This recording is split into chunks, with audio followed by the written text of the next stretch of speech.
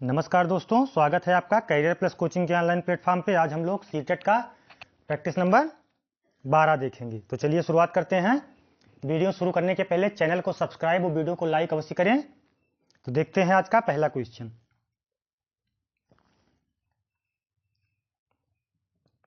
निम्नलिखित संरचनाओं में से शिक्षा का अधिकार अधिनियम 2009 किसकी वकालत करता है? समावेशी शिक्षा, पृथक्करण, मुख्यधारा शिक्षण, एकीकृत शिक्षा। तो 2009 किसकी वकालत करता है? समावेशी शिक्षा का। विकल्प एक।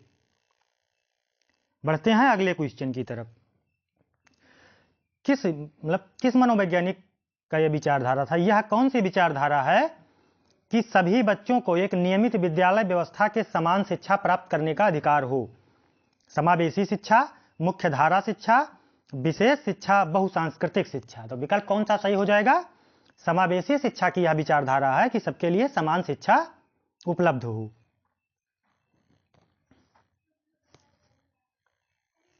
विकल्प 4। बढ़ते हैं अगले क्वेश्चन की तरफ। एक शिक्षक को चाहिए कि वह विशेष संस्कृतियों समुदाय के बच्चों को बढ़ावा दे। वह विद्यार्थियों के बीच सांस्कृतिक विभिन्नताओं तथा विविधता की अनदेखी करे। यह संप्रेषित करे कि वह कक्षा कक्ष में सभी संस्कृतियों का सम्मान करती है एवं महत्व देती है। वह विद्यार्थियों के बीच तुलना को अधिकतम करे। तो क्या करना चाहिए एक शिक्षक को? उसको कक्षा कक्ष के सभी संस्कृतियों का सम्मान करना चाहिए। समावेशी शिक्षा होनी चाहिए। ठीक है, विकल्प 3।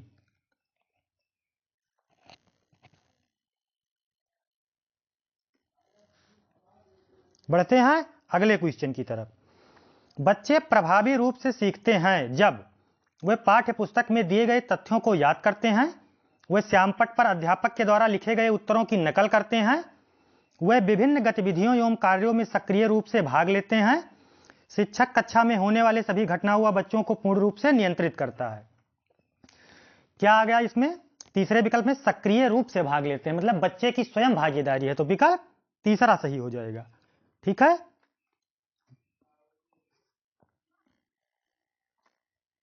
ये पॉजिटिव कीवर्ड बताया गया है आप लोगों को। बढ़ते हैं अगले क्वेश्चन की तरफ।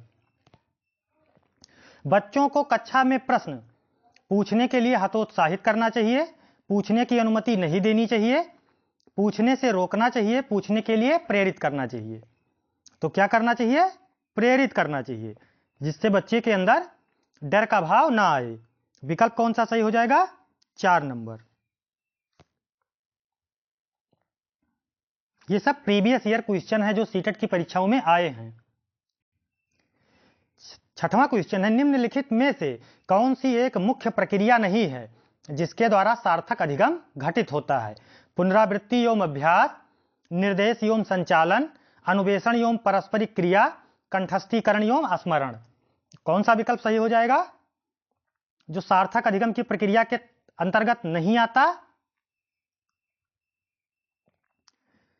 कंठस्थीकरण एवं स्मरण। बच्चे को याद करने पर बल नहीं देना है, क्योंकि निगेटिव क्वेश्चन पूछ रहा था, इसलिए निगेटिव कीवर्ड सही होंगे। बढ़ते हैं अगले क्वेश्चन की तरफ। बच्चों की गलतियां बार बार अभ्यास करने के लिए कहकर तुरंत सुधार देनी चाहिए, अधिगम का एक भाग है तथा उनके विचारों को एक अंतर्दृष्टि देती है, शिक्षण अधिगम प्रक्रिया में महत्व विहीन है, यह प्रदर्शित करती है कि बच्चे कितने लापरवाह हैं। तो कौन सा विकल्प सही हो जाएगा? अधिगम का त्रुटियां जो है वो अधिगम का एक भाग है।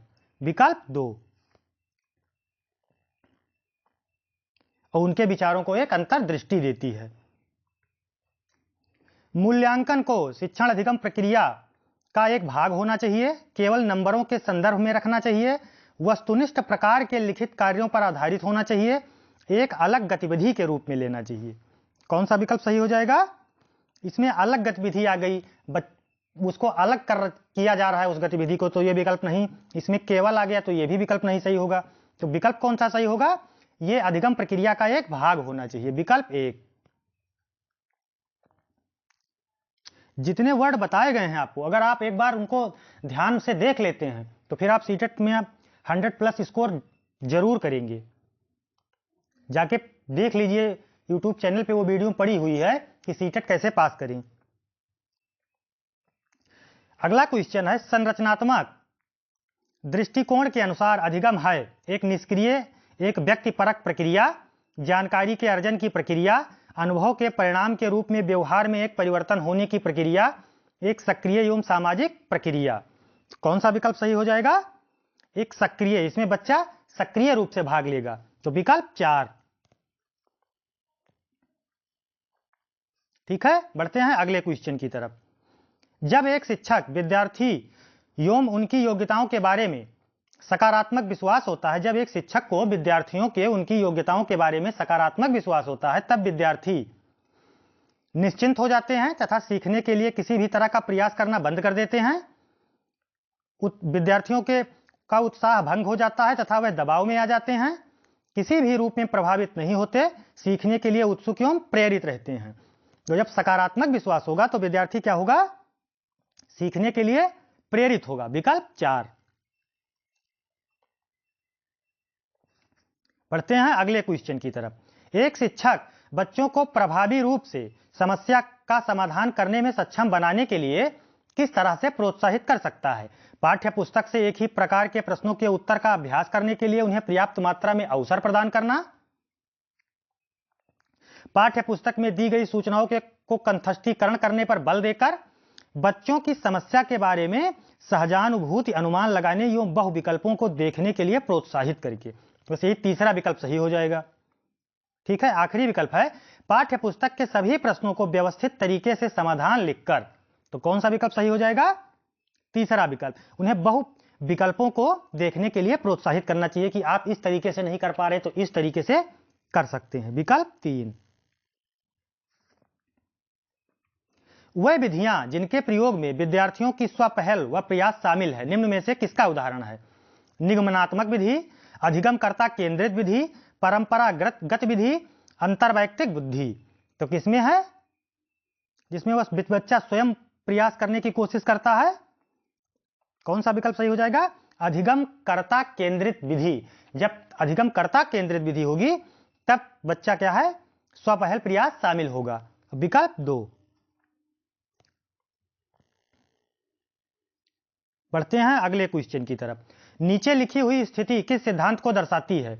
जो विद्यार्थी अच्छा प्रदर्शन नहीं कर पाते हैं वे महसूस करते हैं कि वे पर्याप्त रूप से अच्छे नहीं हैं और हतोत्साहित महसूस करते हैं, तब उनमें बिना प्रयास के कार्य को आसानी से छोड़ देने की संभावना है। संज्ञान एवं संवेग संबंधित नहीं है, अनुवांशिकता एवं पर्यावरण अलग नहीं है, अनुवांशिकता एवं पर्यावरण से संबंधित नहीं है, संज्ञान एवं संवेग अलग नहीं है। तो कौन सा विकल्प सही हो जाएगा? संज्ञान एवं संवेग एक दूसरे के पूरक हैं, ये अलग नहीं है, विकल्प 4।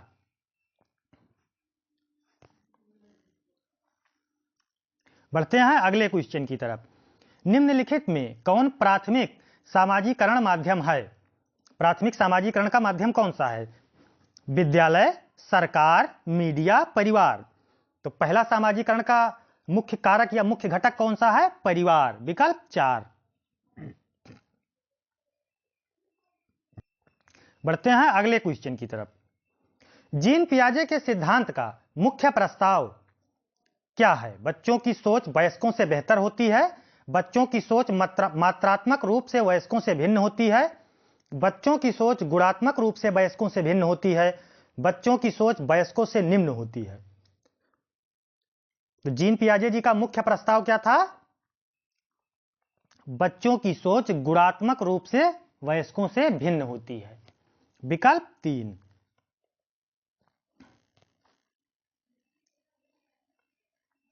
बढ़ते हैं अगले क्वेश्चन की तरफ।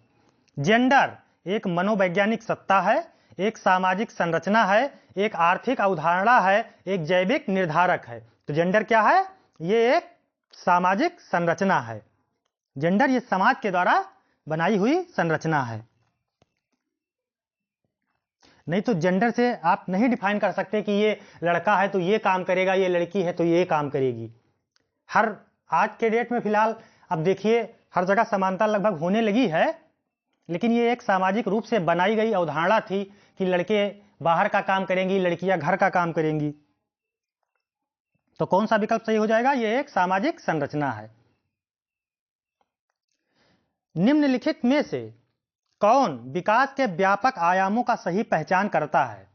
संवेगात्मक, बौद्धिक, आध्यात्मिक एवं संवेगात्मक, शारीरिक, व्यक्तित्व, आध्यात्मिक एवं संवेगात्मक, सामाजिक, शारीरिक, व्यक्तित्व, शारीरिक, संज्ञानात्मक, सामाजिक और संवेगात्मक। तो कौन सा विकल्प सही हो जाएगा जो व्यापक आयामों पर खरा उतरेगा? विकल्प 4, शारीरिक, शारीरिक, संज्ञानात्मक, सामाजिक और संवेगात्मक। ठीक है, विकल्प 4।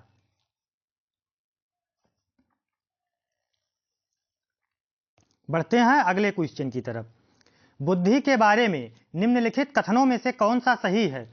बुद्धि अनुभव के परिणाम के रूप में व्यवहार में एक अपेक्षाकृत अस्थायी परिवर्तन है। बुद्धि एक आनुवांशिक विशेषक है जिसमें मानसिक गतिविधियां जैसे स्मरण एवं तर्क शक्ति शामिल होती है। बुद्धि बहुआयामी है जिसमें बुद्धि परीक्षणों के द्वारा पूर्ण रूप से परिमेय न की जाने वाली कई योग्यताएं शामिल है। बुद्धि अभिसारी रूप से सोचने की योग्यता है। विकल्प कौन सा सही हो जाएगा? बुद्धि बहुआयामी है जिसमें बुद्धि परीक्षणों के द्वारा पूर्ण रूप से परिमेय न की जाने वाली कई योग्यताएं शामिल हैं। विकल्प 3। बढ़ते हैं अगले क्वेश्चन की तरफ। प्रगतिशील शिक्षा में बच्चों को किस तरह से देखा जाता है? निष्क्रिय अनुकारकों के रूप में, सक्रिय अनुवेशकों के रूप में, खाली स्लेट के रूप में, छोटे वयस्कों के रूप में। तो प्रगतिशील शिक्षा में बच्चों को कैसे देखा जाएगा? निष्क्रिय शब्द गलत हो जाएगा। कोरा कागज होता है लेकिन इन विकल्प अगर ये नहीं दिया होता सक्रिय अनुवेशक तो फिर खाली स्लेट के रूप में आप मान सकते थे, लेकिन चूंकि विकल्प आपको मिल रहा है सक्रिय अनुवेशक तो फिर विकल्प कौन सा सही हो जाएगा? दूसरा। बढ़ते हैं अगले क्वेश्चन की तरफ। लेव वाइगोत्स्की के अनुसार अधिगम एक व्यक्तिगत गतिविधि है, एक निष्क्रिय गतिविधि है, एक अनुबंधित गतिविधि है, एक सामाजिक गतिविधि है। तो लेव वाइगोत्स्की जी का कौन सा सिद्धांत है? सामाजिक सांस्कृतिक अधिगम का सिद्धांत। तो इसलिए इसमें कौन सा विकल्प सही हो जाएगा? एक सामाजिक गतिविधि है। विकल्प 4। ठीक है, आप लोग मनोवैज्ञानिकों के सिद्धांतों को जरूर पढ़ के जाइएगा कि कौन सा मनोवैज्ञानिक ने कौन सा सिद्धांत दिया है तथा किन किन शब्दों का चयन किया है। आपसे कभी कभी ये भी पूछ लेता है कि जीन पियाजे जी ने किन शब्दों का चयन किया है, स्कीमा का, अनुबंधन का। तो ये आप लोग जरूर पढ़ के जाइएगा, एक क्वेश्चन इस पे आप लोगों को जरूर मिलेगा। निम्नलिखित में से कौन सा पूर्व संक्रियात्मक अवस्था काल के बच्चों की विशेषित करता है? लक्ष्य निर्देशित व्यवहार, विलंबित अनुकरण, विचारों की अनुत्क्रमणीयता, वर्तुल प्रतिक्रिया। तो कौन सा विकल्प सही हो जाएगा? विचारों की अनुत्क्रमणीयता। ठीक है, ये पूर्व संक्रियात्मक अवस्था में बच्चा जब छोटा होता है तो तुरंत अपने विचारों को बदलता रहता है कि मुझे ये चाहिए, अब नहीं चाहिए। देखा होगा आप लोगों ने, छोटे बच्चे होंगे अगर घर में तो अवलोकन जरूर किया होगा। विकल्प 3, तो विचारों में अनुत्क्रमणीयता होती है। गामक विकास की दर में व्यक्तिगत विविधताएं होती हैं, फिर भी गामक विकास का क्रम किससे किस तक होता है, कहां से कहां तक होता है? अधोगामी से शीर्षगामी, अपरिष्कृत विकास, अपरिष्कृत मतलब स्थूल गामक विकास से सूक्ष्म, स्थूल से सूक्ष्म की ओर, सूक्ष्म से स्थूल की ओर, शीर्षगामी से अधोगामी की ओर। तो कौन सा विकल्प सही हो जाएगा? स्थूल से सूक्ष्म की ओर, अपरिष्कृत गामक विकास से अपरिष्कृत गामक विकास तक, स्थूल से सूक्ष्म तक। विकल्प 2। बढ़ते हैं अगले क्वेश्चन की तरफ। वह अवधि जो वयस्कता के संक्रमण की पहल करती है उसे क्या कहते हैं? मध्य बाल्यावस्था, पूर्व संक्रियात्मक अवस्था, बाल्यावस्था की समाप्ति, किशोरावस्था। जो वयस्कता के संक्रमण की पहल करती है, जहां से वयस्कता शुरू होती है, कौन सा विकल्प सही हो जाएगा? पूर्व संक्रियात्मक अवधि। विकल्प 2। मौखिक संवाद जो बच्चे अपने आप से करते हैं उन्हें लेव वाइगोत्स्की क्या कहते हैं? व्यक्तिगत वार्ता, भ्रांत वार्ता, समस्यात्मक वार्ता, अहम केंद्रित वार्ता। तो कौन सा विकल्प सही हो जाएगा? अहम केंद्रित वार्ता। स्वयं से वार्ता करना लेव वाइगोत्स्की जी के अनुसार उस शब्द का क्या नाम है? अहम केंद्रित वार्ता। विकल्प 4।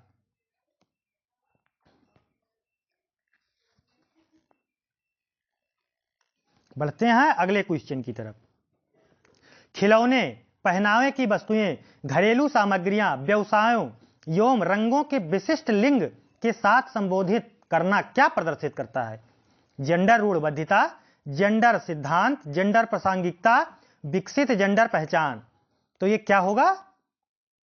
जेंडर रूढ़बद्धता को प्रदर्शित करेगा जब आप किसी विशेष लिंग का चयन करेंगे। तो इसमें क्या है? जेंडर रूढ़बद्धता, विकल्प 1। बढ़ते हैं अगले क्वेश्चन की तरफ। एक प्रारंभिक कक्षा कक्ष में एक बच्ची अपने साथ जो अनुभव लाती है उसकी उपेक्षा करनी चाहिए, उस पर ध्यान नहीं देना चाहिए, उन्हें शामिल कर उनका संचय करना चाहिए, उन्हें अस्वीकार करना चाहिए। तो क्या होना चाहिए इसमें? उसको शामिल करने की बात की जा रही है, तो विकल्प 3 सही हो जाएगा। उपेक्षा आप कर नहीं सकते, ध्यान क्यों नहीं देंगे जब बच्चा आपकी शरण में आया है, आपकी क्लास का छात्र है। अस्वीकार आप कर नहीं सकते, तो कौन सा विकल्प सही हो जाएगा? उन्हें शामिल करना चाहिए तथा उनका संचय करना चाहिए, विकल्प 3। बढ़ते हैं अगले क्वेश्चन की तरफ। एक बच्चा तर्क प्रस्तुत करता है कि हिंज की दवाई की चोरी नहीं करनी चाहिए। वह दवाई जो उसकी पत्नी की जान बचाने के लिए जरूरी है, क्योंकि यदि वह ऐसा करता है तो उसे पकड़ा जाएगा और जेल भेज दिया जाएगा। कोहल वर्ग के अनुसार यह बच्चा नैतिक विकास समझ की किस अवस्था के अंतर्गत आता है? सामाजिक क्रम नियंत्रित अभिविन्यास, दंड एवं आज्ञापालन अभिविन्यास, सार्वभौमिक नैतिक सिद्धांत अभिविन्यास, यंत्रीय उद्देश्य अभिविन्यास। तो ये कोहल वर्ग के किस सिद्धांत के अंदर आएगा? दंड एवं आज्ञापालन अभिविन्यास, क्योंकि उसे पता है ऐसे करने से मुझे दंड मिलेगा। ठीक है, तो वो इसकी परख रख रहा है, विकल्प 2। चलिए दोस्तों, आज के लिए इतना ही। कमेंट बॉक्स में जरूर बताइएगा कि आपके कितने सही हो रहे हैं, और चैनल को सब्सक्राइब और वीडियो को लाइक अवश्य करें, जिससे ज्यादा से ज्यादा लोगों तक यह कंटेंट पहुंच सके। धन्यवाद।